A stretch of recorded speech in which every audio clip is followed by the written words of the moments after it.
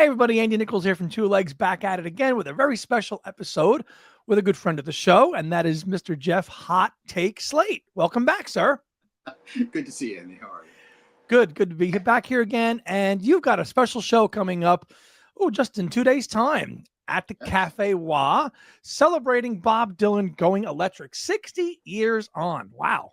It's crazy. Yeah. It is. And congratulations again. If you don't know Jeff Slate is a New York City-based musician and journalist and travels all over the world and has played with everybody, written liner notes for the Beatles box sets, Dylan box sets, you name it. Just look it up. He's done it all, gang. He has done it all. He's well accomplished, and he's a fellow native New Yorker, so it's always nice to connect. How does a Dylan guy and a McCartney guy get along so well? Well, we just do. Well, I'm not a McCartney guy, and you're not a Dylan guy. So correct. That's how. Exactly, that's how. So before we get into the show, just tell us all about the, you've got a residency now at the Cafe Wha, and tell us about that. Well, we're doing monthly shows at the Cafe Wha, although after this we're going to take a minute break. But then we have 2 shows coming up rapidly in the fall, which we can talk about. I will announce here first. So we've had a residency in New York City now for well over a dozen years.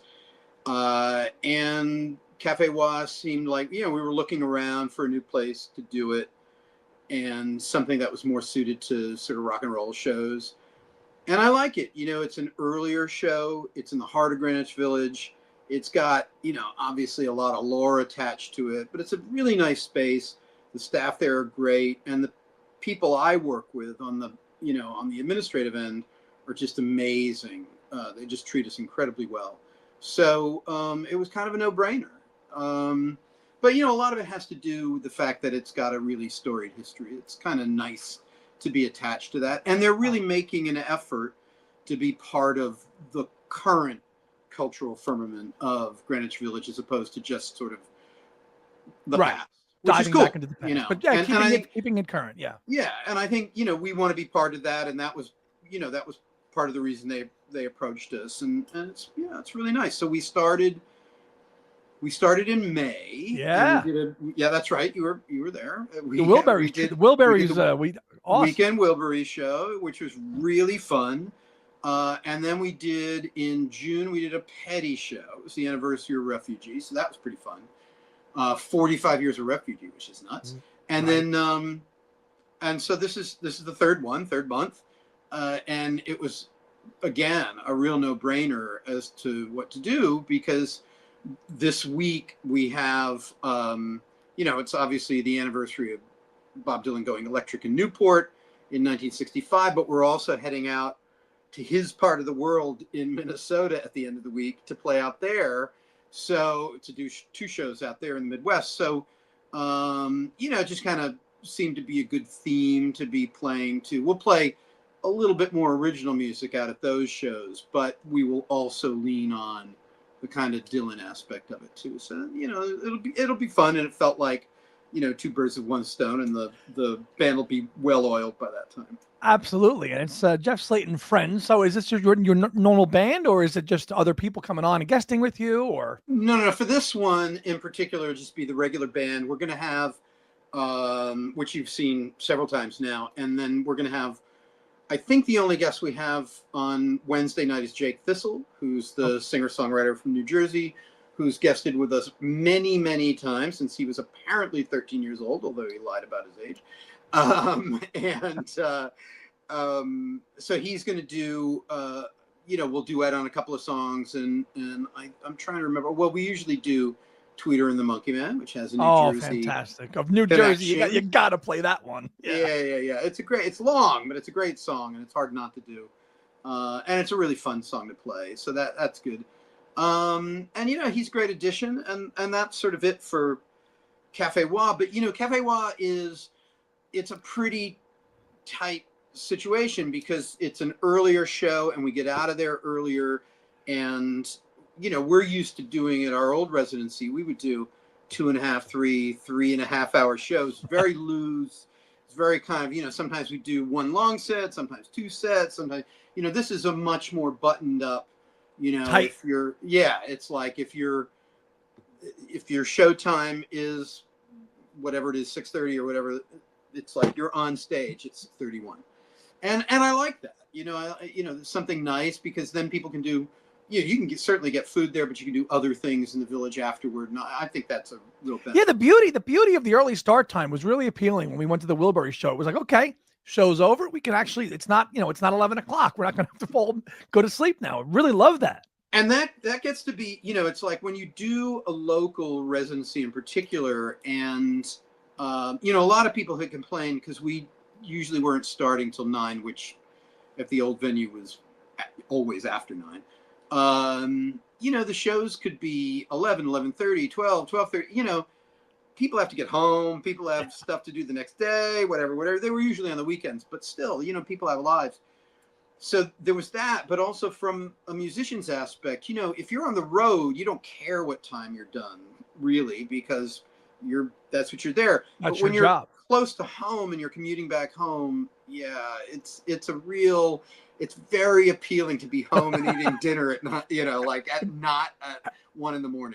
And not at 1 a.m. And presumably, are there acts following you guys afterwards with the quick turnaround? That's the other thing. There is a turnaround, but it's not a quick one. They have pretty much every night.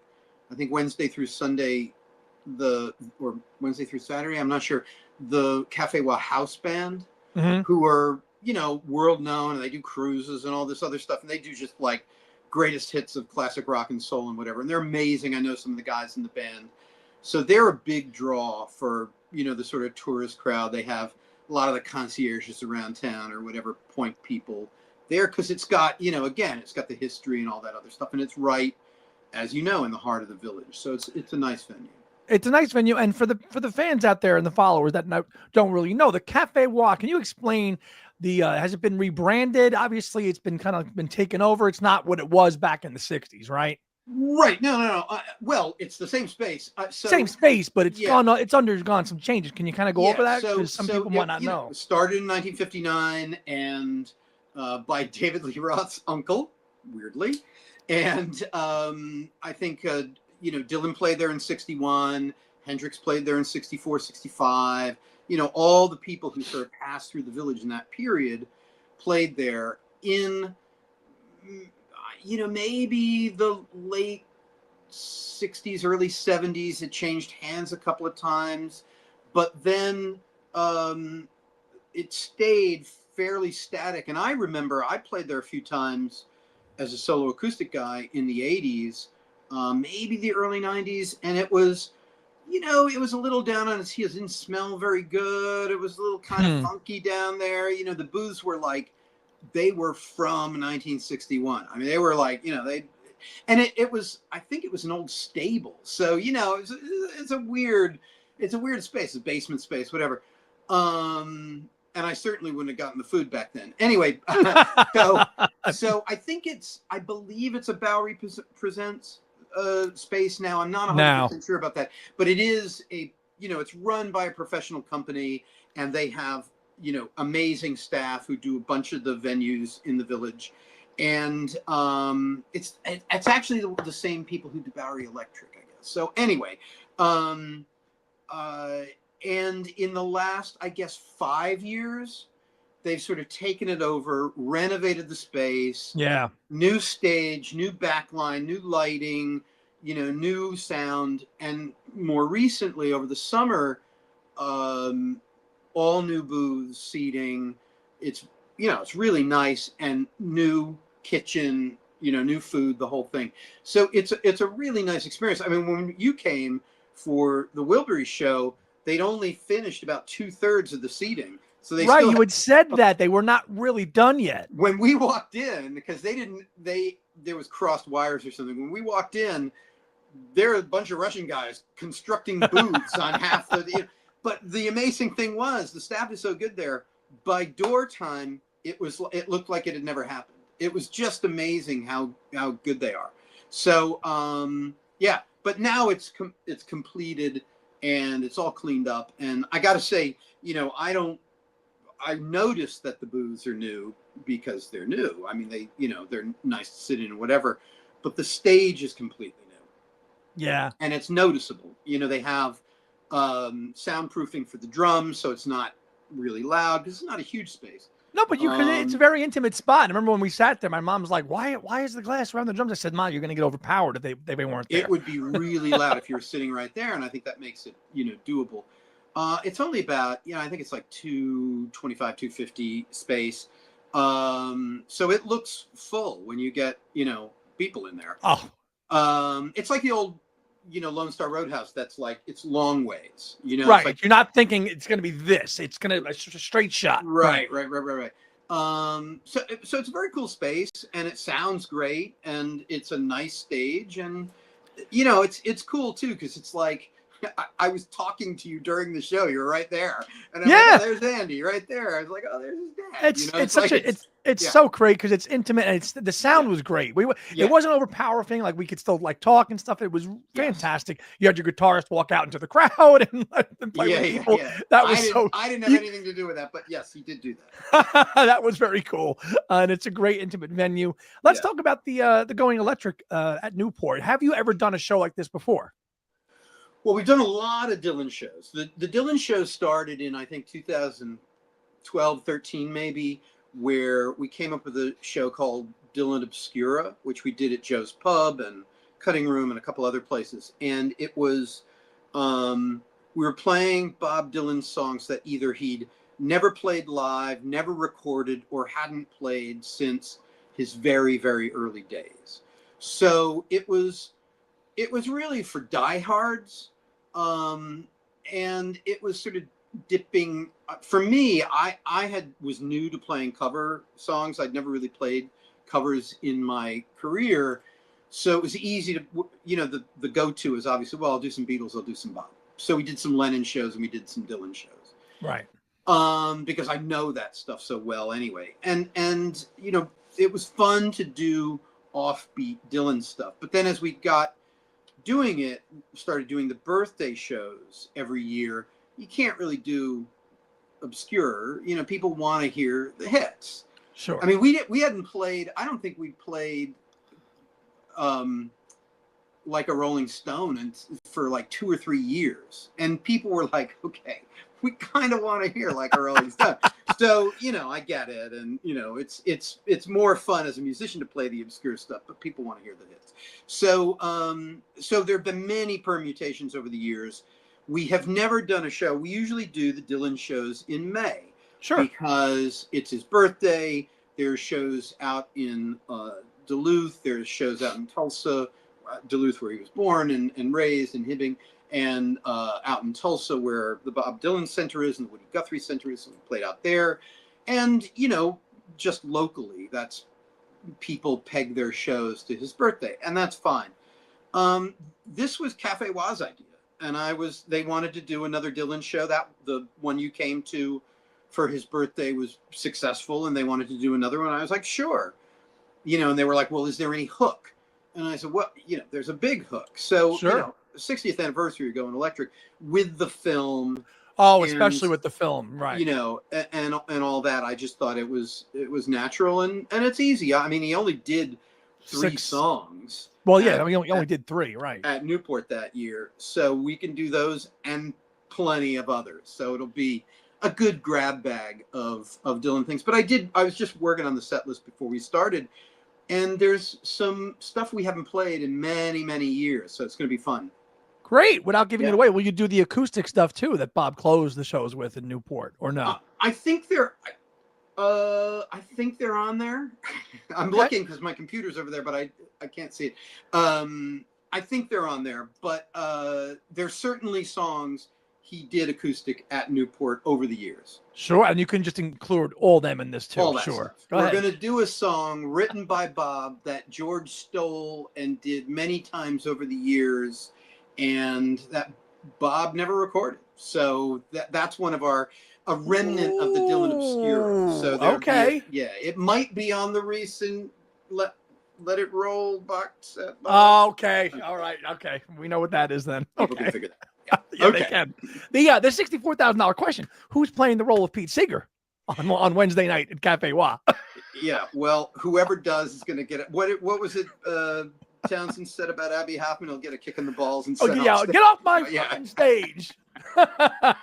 Yeah, exactly.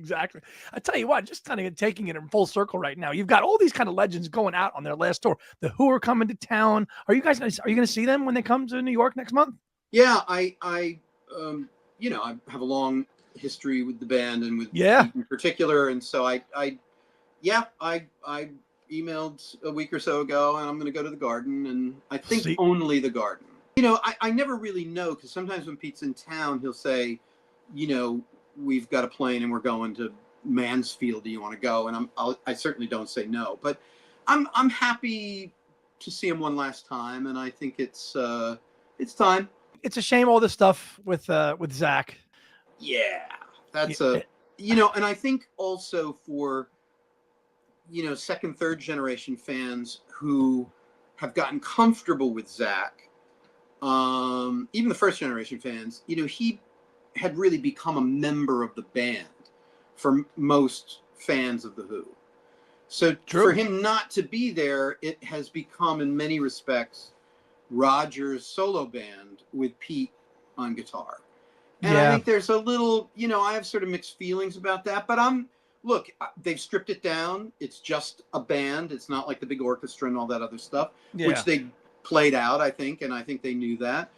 So we'll see. I'm interested to see the set list. I'm interested to see what kind of energy they have as 80-year-olds going out there. I mean, they were, among that generation of rock and roll bands like, McCartney and the Stones and whoever else. They were the most physical of any. Sure. They were a sort of ferocious band on stage. So for them to kind of be doing, just playing the hits, kind of like, no disrespect to Paul or the Stones or whatever, but they don't, leap around like Pete did. I mean, Mick certainly does his dancing. Physical, very physical band. And I give them credit for tackling The Song Is Over. If indeed they're going to close the show with that, I give them a lot of credit for. It's not an easy song. It's a great song. Yeah. So we'll see you at the Garden. I'll be at that show too, somewhere down in the front couple of rows, paying an exorbitant amount of money for it. But that's another story.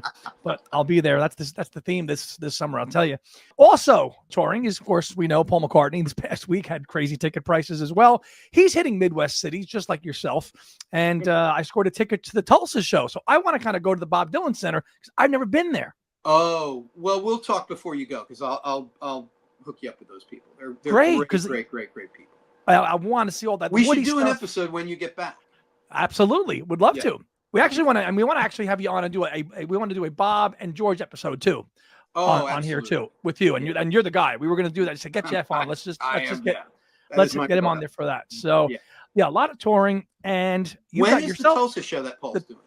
Paul is in Tulsa on October 22nd. It's a Wednesday. Okay. All right. So it's a midweek show, and I've never been out to Tulsa and the Bob Dylan Center. I'm like, this is a home run. I get to do both when I'm out there. So it's fun. Tulsa's nice. It's sort of like a mini Austin. It's like maybe like Austin was in the late 80s, early 90s. Very cool little town. Great. And you've got your own traveling plans to go across the pond for the first time in a long time. Tell us about that. This is true. So it really happened like, it was a weird series of events. I was going to go see Oasis at Wembley Stadium, and I got confirmation from the office that they set aside tickets for me. So that was great. And I was, let a few musician friends or people I knew who might be going or might, or be in town that I'd want to see, know that I was doing this. And they were like, oh, well, I happened to be texting with Paul Weller's drummer. And I was like, and he said, well, why don't we do a show? And I said, well, okay, where would we do it? So I put out a couple of feelers, and literally within like an hour, I had a venue and a deal and the whole thing done. Great. So it's a really cool group of people who play with Weller and Primal Scream and some other people. So it's a really cool group of people that I've known a very long time, and it's cool for me too because it's not the themed Bob Dylan show or Tom Petty show or Wilbury show. People who come to rock and roll shows particularly in London, but in the UK in general, expect mostly original music. So it will be, it's instead of it being sort of 60-40 covers, it'll be more like 70-30 originals, which We'll is be hearing stuff from the last day of summer, I'm you sure. will. We're going to do a bunch of that because the people who I'm using played on that album. Right. So they know it already. So they don't have to learn those songs. And we all know what it will sound like. But I think also, over there I have a bit of a following from my old band, The Badge. So people will come expecting some of that music. And sure. Because they've seen that before and heard that before live. So yeah, it's I get to dip into the original stuff a little bit more. A little bit more. Where's the gig and when's the date?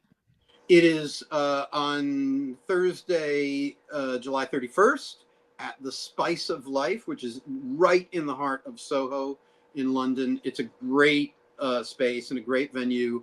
And I think I want to say it's pretty, maybe like £20. It's a cheap ticket. Relatively to what else is going on. Speed. That was one of the things, like I really wanted it to be an affordable show because as you know, I have a whole thing going on with, we've had to up our ticket prices because of, we moved to a high-end venue or what's perceived as, and they have higher ticket prices. We've been battling that out a little bit, but we're doing our best to keep them down.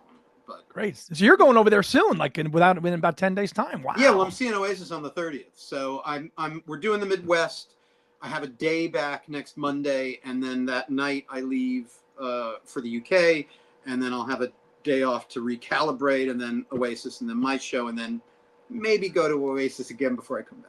I would think so. Well, you said that the gig is in Soho. You have to do us McCartney fans a solid. If you're going to be in Soho, go over to MPL, please, and knock on the door and say, look, I'll write the liner notes for London Town and Back to the Egg. Do it. Can you do that? Well, I will tell you, between you and I, and nobody's watching, that I've made a pitch several times on those, and they're always a little cagey. But I think the impression I've gotten is, they've sort of been on the schedule a few times, and then got pushed back. And I'll tell you my theory on this. So, with Bob Dylan's bootleg series, and I think we talked about this when I was on juggling project. I think, he perceives the bootleg series like it doesn't even exist. Whatever, exactly.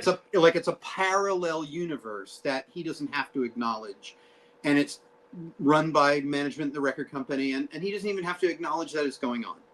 Whereas his current career, the touring, live music, art, welding, Heaven's Door, alcohol, whatever it is, that's his, that's what he's currently working on.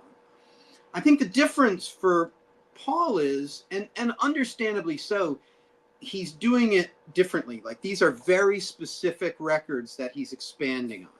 And those are records, you can tell when they come out, although he doesn't do a lot of press around them, they're near and dear to his heart. You could tell when he did Flaming Pie, he loved that record. Whenever he talks about it, he still plays some of those songs. He still plays Flaming Pie sometimes. So I think he's perceiving them as new versions of those albums that he's sort of dusting off and adding to, and doesn't see them so much as archival projects. So he can't have a new album get in the way of an archival project, because or even a tour, a new tour now.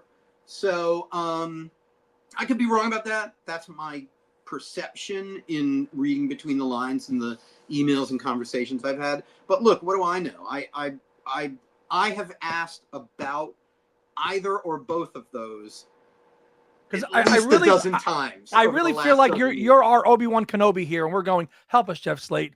You're our only hope. It has nothing to do with me, and I have no say in it. And they wouldn't listen to me anyway. Although I think they do. The people I've talked to, I have mentioned those records enough in my emails that they know it's not just me who wants them. They're aware that fans want these. But look, Paul's working on new music, and he's interested in new music, and he's focusing on his current tour. And he's got, look, there's no doubt he has other archival projects in the work. We weren't expecting one hand clapping. All of a sudden, one hand clapping happened. You know, Drops. so it's like, you know, he has his own vision for rolling these things out, and I think, you know, we're just going to have to see what happens next. See what happens next. So yeah, Wednesday night at the Cafe Wha, Jeff Slate and friends. Dylan Goes Electric, 60th anniversary. It's gonna be a great show. Can't wait to see you. Pick up Jeff's most recent studio album, The Last Day of Summer, and all of this info that Jeff has talked about is touring. You can all find that info at jeffslatehq.com. It's all there. It's all there. So, Jeff, we'll see you Wednesday night. And tickets are still available, right? Yes. Check it out. Just Cafe Wha website. I think it's handled through Eventbrite, so it'll just go on your phone. You scan it, and you get in like that, right? Piece of cake. I will say I did notice that some of the secondary market sites have them at a very high rate. Please don't go to like StubHub or any of those places and pay $60 or $100 per ticket. The tickets, they are available still via the Cafe Wha website or my website or at the door. Yes. Don't get fleeced. Don't go to secondary and third markets like most of us did for McCartney tickets and when they went out on Ticketmaster. Don't do that. Yeah, don't do that for Jeff. I'll let you tag out now. Go ahead. Thanks, Jeff, and we'll see you Wednesday night. We'll see you Wednesday night.